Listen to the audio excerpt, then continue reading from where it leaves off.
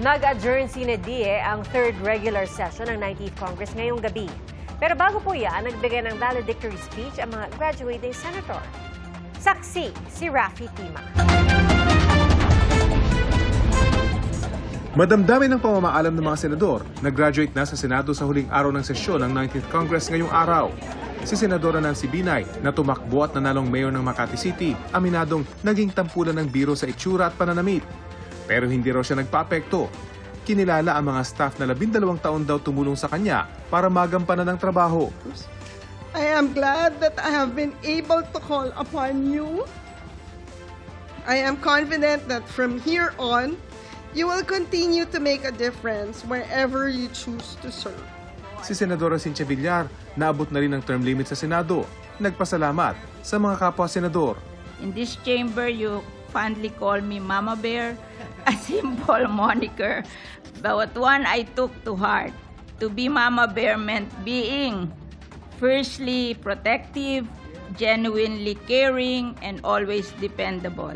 I saw it as a gesture of trust and respect. Ibinida naman ni Senadora Grace Poe ang 300 at 68 batas na kanyang naipasa. Serving as your senator has been a humbling experience. The Senate is a chamber where only the prepared, not necessarily the popular, endure. I have it in your hands and your conscience. Every moment in these halls has been a teachable moment. Si Senador Bong Revilla na nakatapos na ng 12 taong termino bilang senador mula 2004 hanggang 2016, inalala ang pagdawit sa kanya sa pork barrel scam. 4 na taong nakulong at noong makalaya noong 2018, tumakbo sa Senado noong 2019 at nakuha ang 11th place. Muli siyang tumakbo sa nakaraang eleksyon pero hindi na nanalo. The journey back here was not easy. Nagbalik ako sa Senado, hindi lamang ng may karanasan. Hindi. May mga bilat ng nakaraan. With one hand on my chest, I can confidently say that we gave them nothing less than our all.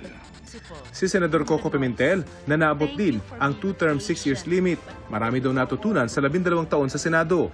Marami rin daw siyang nagawang mali. Sabay biro, nakasama rito ang nangyari kagabi sa botohan ng Senate Impeachment Court.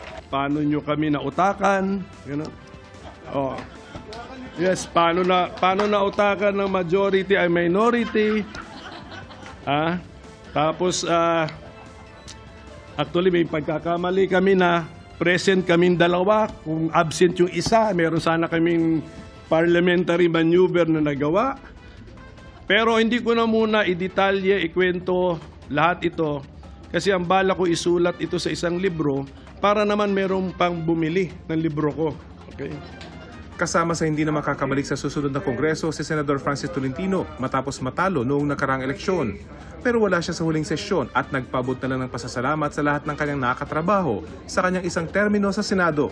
Para sa GMA Integrated News, ako si Raffy Tima ang inyong saksi. Mga kapuso, maging una sa saksi. Mag-subscribe sa GMA Integrated News sa YouTube para sa iba't ibang balita.